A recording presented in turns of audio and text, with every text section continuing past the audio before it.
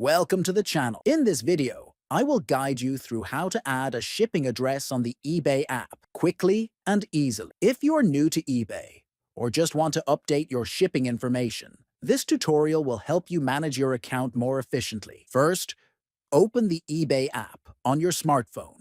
Next, tap on My eBay, located at the bottom of your screen. Then scroll down until you see the Settings option and tap on it.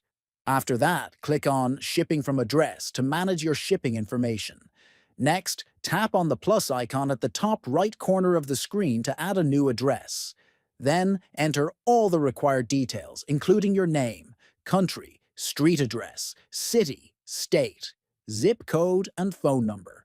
Make sure to check the box that says Set as Primary Ships from Address if you want this address to be the default for all your shipments. Finally, click Done to save the information. Thanks for watching, and I will see you in the next tutorial.